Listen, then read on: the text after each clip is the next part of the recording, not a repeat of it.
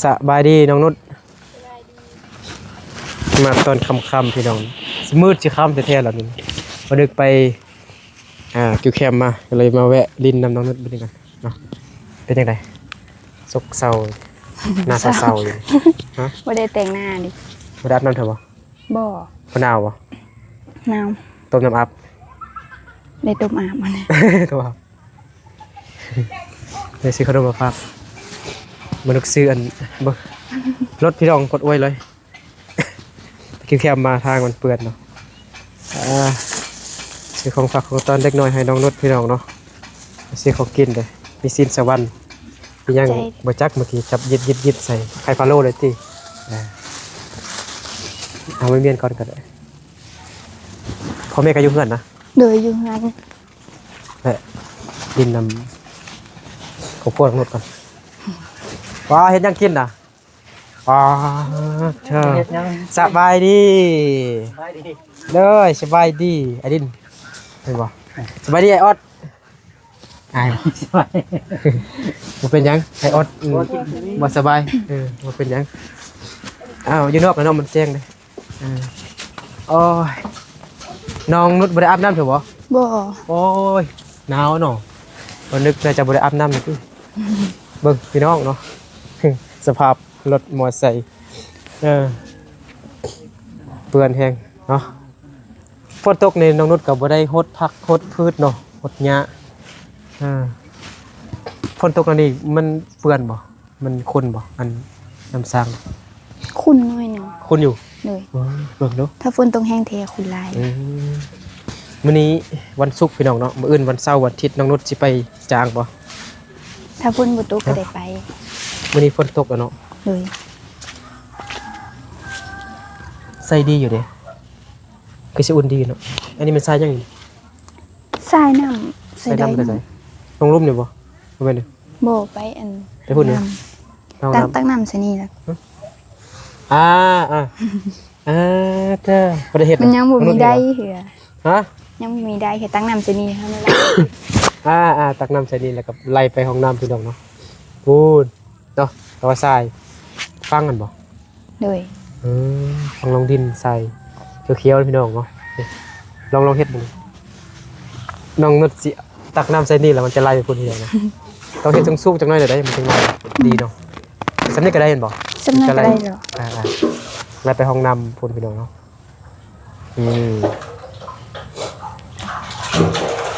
ดอกไม้งามพี่น้องงามคือน้องนุชเลยดอกยังเลยนะผู้ซื้อบ่ปิ้วไปแล้วน้องพุ่นน้องน้ำไปแล้ว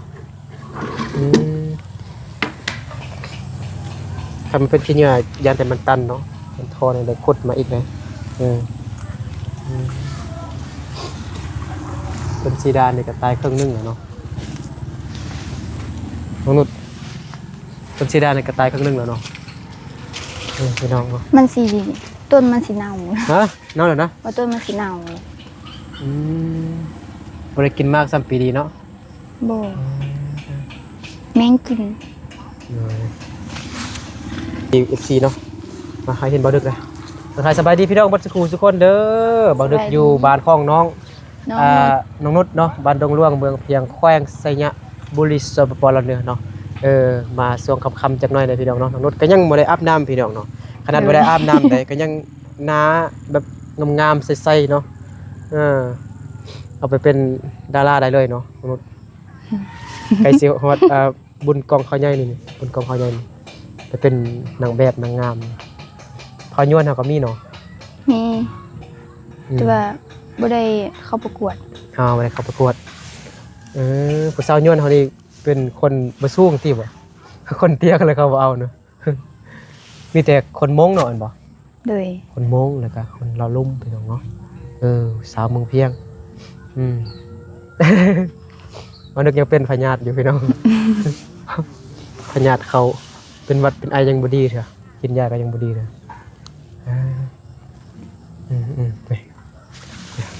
บรรยากาศบ้านน้องนุชเด้อนี่เด้อบ้านน้องนุชกับซาวลีนนี่แม่นหมู่บ้านเดียวกันเด้อเป็นมะพร้าว น้องนุชงามตลอดการมื้ออื่นน้องนุชก็สิไปจ้างพี่น้องเนาะหาเงินไปโรงเรียน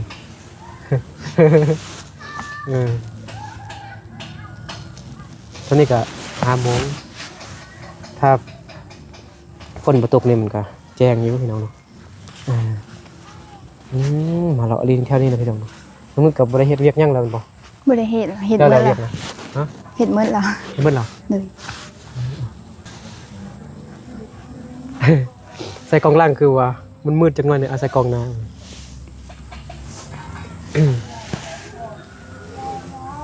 น้องนุชเฮ็ดเวียกแล้วนะ เลย เล่นเข้าเป่าไฟแล้วเหรอ เลย อืมเปิดตัวเองงามบ่ งามอยู่ งามอยู่ฉันฉันอายก็รอเห็นบ่ เลย บ่นึกก็รอรอเป็นพญาติดีๆเออเบิ่งหินเมื่อนั้นซื้อหินมาลายบ่เป็นเลือดบ่ เลย รถหนึงกับ800,000บ่ทรายกับรถหนึงบ่ เลย ทรายก็เลือพี่น้องเฮ็ดน้องละน้องนุชนี่ทรายกับหินเรือบักกะลายเนาะบ่ได้งัดมันต้นเหรอบ่ ยังบ่ได้งานแค่ บ่ได้งัดเถอะอีกจักเดือนเติมเดือนปลายเนาะบ่ฮอดบ่ ประมาณเดือน2ได้ เดือน งา สอง น เลยนะ เดือน2หรือว่าเดือน3นี่ ได้เงินแล้วก็เฮ็ดหยังไปงัดมันต้นไปงัดมันต้นเอาได้เงินเลยขายมันต้นได้เงินแล้วเอาไปเฮ็ดหยัง ยังบ่ฮู้ค่ะ ฮู้เถอะ เลย สิรถใหญ่เนาะ บ่พอ สิรถใหญ่ขี่ ซื้อรถใหญ่บ่พอเนาะ บ่ซื้อรถรถใหญ่อันเขาขายอยู่ตลาดนี่รถน้อยๆรถเด็กน้อยลิ้น เด้อ ซื้อรถจกก็ได้เนาะปีกายนี่น้องนุชก็ได้15 ล้านบ่ เลย 15 ล้านก็ประมาณ20,000 กว่าพี่น้องเนาะ20,000 กว่าบาทเนาะต่อปีมันต้นปีนี้นี่น่าจะได้100 ล้านเนาะ บ่ฮอด บ่ฮอดนะมันต้น ประมาณ10 ล้านนี่ ได้อยู่นะเอาได้น้อยกว่าปีกายเลยซั่นนะ เลย ก็ได้ประมาณ10 ล้านคือได้น้อยบ่ดีนะเป็นจังได๋ มันเน่ามัน มัน ตาย เน่าเด้ หลยเลย ปีกายได้งามกว่าหั่นบ่ เลย ปีกายนี่มันต้นดอกนุชก็งามเด้ก็ได้15 ล้านเนาะปีนี้นุชว่าคาดว่าได้10 ล้านว่าซั่นพี่น้องเนาะ10,000 กว่าบาท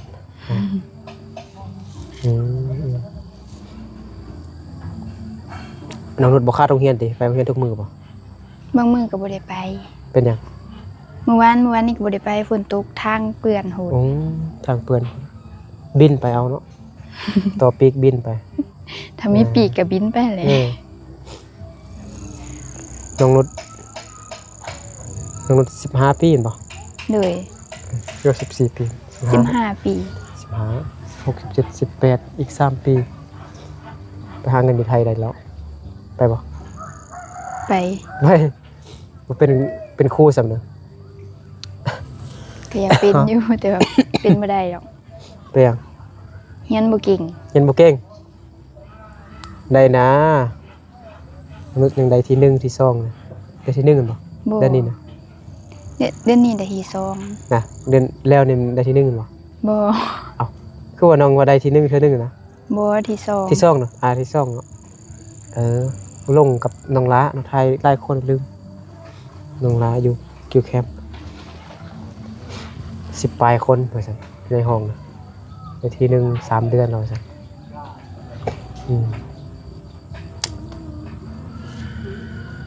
มื้อแรงเลยสิเฮ็ดหยังกิน น่าจะเก็บผักบุ้งมาลวก บงมาลวก เลย เมื่อกี้เห็นน้องนุชกำลังเก็บผักบงอยู่กับอีหยังผักเกษตรบ่ เลยบ่อันผักเกษตรมันบ่มีแล้ว เกษตรหมดแล้วบ่ตายหมดแล้ว มันนั่นแล้ว มันบ่มีน้ำแล้วมันบ่ขึ้น ผักบุ้งยังเหลือน้ เอา อย ไปเฮ็ดแนวใดกินนะผักบงนะ ลวกจำแจ่วก็ได้ ลวกจำแจ่วนะ หรือว่าคั่ว เอ้าเมื่อกี้คือว่าเห็นจับอันเส้นนี่เด้เส้นมีนะ เมื่อกี้เอาไปตำใส่ข้าวปุ้น อ่า น้องเห็นอันอยู่ในฟีดนะ เฮ็ด เขากินตำข้าวปุ้นแต่อยากกิน เห็นเขา กินอยู่ในเฟซเนาะก็อยากเฮ็ดกินคือเขาเนาะเข้าไปนั่งเพื่อนดูมือโต๊ดเอาเนาะวันนี้มามืดมาค่ำเดี๋ยวพี่น้องเนาะ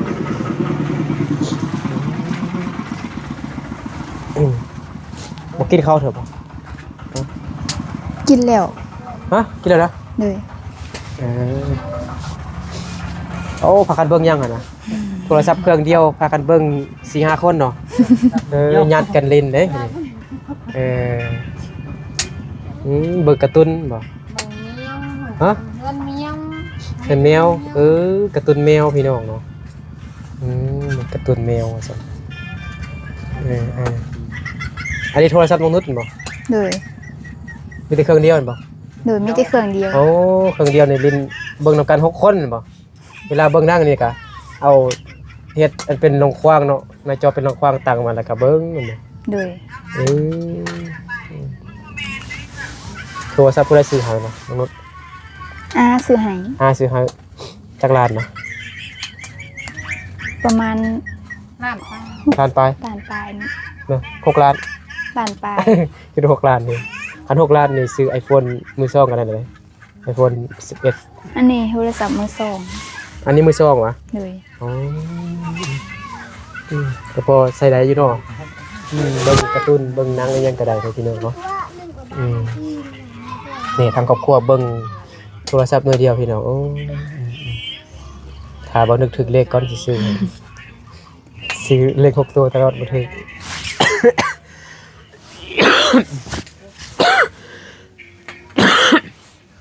ขอโทษขออภัยน้องมาถูกเป็นไอเป็นหวัดเป็นไองัวมันลูกมันพระ กินข้าวแล้วเนาะ กินแล้ว เบิ่งไอออด งัวคลี ไอออดนี่ยังอายอยู่เนาะยังขี้อายยังอันนั้นอยู่ เป็นที่หัว น้ำทิพย์ต้นข้าวน้ำทิพย์นี่แย่งโทรศัพท์ไวลิ้นเลย บนเครื่องชาติ ญาติกันลิ้นนะวันนี้พี่น้องเนาะ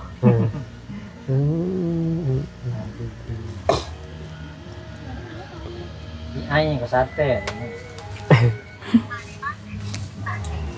คั่วมันยังก่อนคองยัง ควาซาลี คั่วซาเล่ วงปัญญาเอา ใช่เนาะไอออดสบายดีไอออดสบายดี สวัสดีครับ ไอออดสบายดียิ้มอยู่อายบ่ใ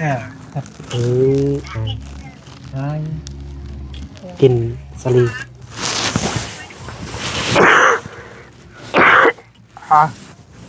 เป็นไอซี่หามือสลีแซ่บบ่ไอออดแซ่บบ่ยาแห้งเนาะไอออดเนาะ นั่งกันต่อไป ทำอิฐเราไปเฮ็ดหยังก่อนไป ไปเฮ็ดเวียกอยู่เวียง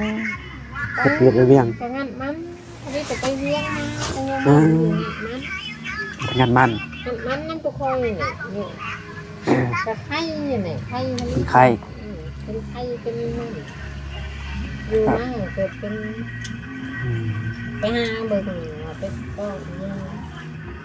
ตอนที่บ่ได้ไปเฮ็ดเวียกแล้วก็ปกติบ่อายกับปักน้ำคนอยู่เนาะปักน้ำหมู่คู่อยู่เนาะ คนไปกับห้องเพลงอยู่ ม่วนซื่นอยู่เนาะอ๋อ แต่ป่วยมันนี่เป็นจัง ตั้งแต่ป่วยแล้วก็ยานอายเนาะ หายค มาน มักกะเว้าอายคนเนาะ จะไปลุก ที่สายของน้องนุช ไปอยู่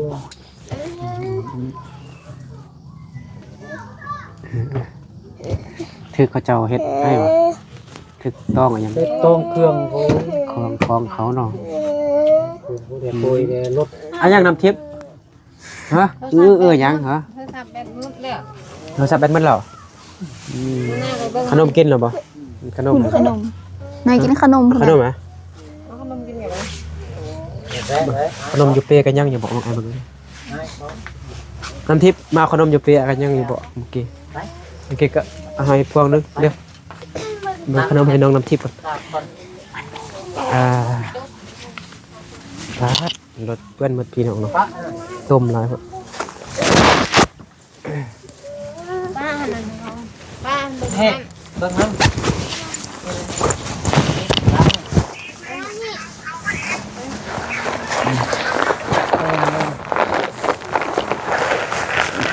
มากินในตะวันดิผมมีครับตะวันเอาขนมอันนี้นะสี่เหลี่ยมนี่นะน้ำทิพย์เอา เอาขนม ไปดินเอาเอามากินเหรอมันจะมีแบบเผ็ดได้ก็เอาย่างอยู่นี่มาเอานี้เอาน้องนุช เข้าใจ ขนมซีนเกิดขึ้นมา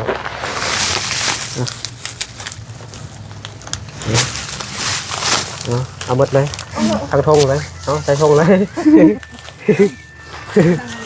รอนกินแล้วนม เอาย่างอยู่ได้ดิกินไปโรงเรียนก็เอาไปนำ ไปนอนอยู่ที่หนึ่งน้ำ มันยังอยู่ดิมันยังทงเลยเนาะเมื่อจะเอากินลิ้นไผ่เงาปาก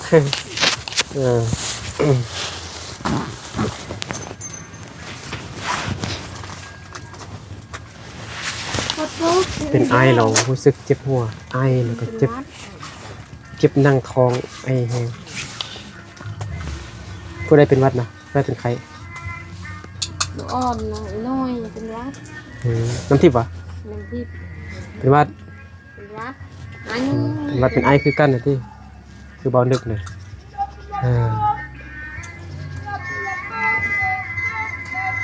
กี่ไปกี่แคบมาแวะลินน้องนุชพี่น้องเนาะนั่นแหละไอ้กลับก่อนเด้อ เลย เมกะมาแวะลินนำน้องนุชเนาะเดินไปมาหาน้องนุชแล้วพี่น้องเนาะมาเบิ่งครอบครัวน้องนุชนี่แย่งกันลินโทรศัพท์พี่น้องเนาะโทรศัพท์เครื่องเดียวน้องนุชไปลินสับเนาะโอเคกลับก่อนบ๊ายบายน้องนุช บาย โอ้บ๊ายบายเดี๋ยวมานึกเดินทางกลับบ้านก่อนมาดิพี่น้องเนาะเอ้าไม่เลยน้อยลืมแต่รถไม่นะมาห้างนุชลืมแต่รถเพื่อนกานำน้องมายังน้องไม่ โอ้มืดค่ำในแท้แล้วพี่น้องเว้ยเบิ่งฟ้าบดเนาะฝนสิย้อยมาอีกแล้วพี่น้องเนาะ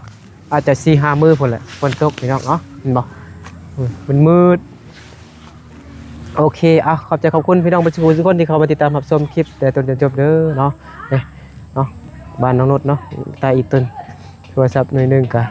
ญาติกันเล่นพี่น้องเนาะน้องนุชกะคือว่าสู้ชีวิตแห่งพี่น้องเนาะพอน้องกะพอน้องนุชกะไปหาเงิน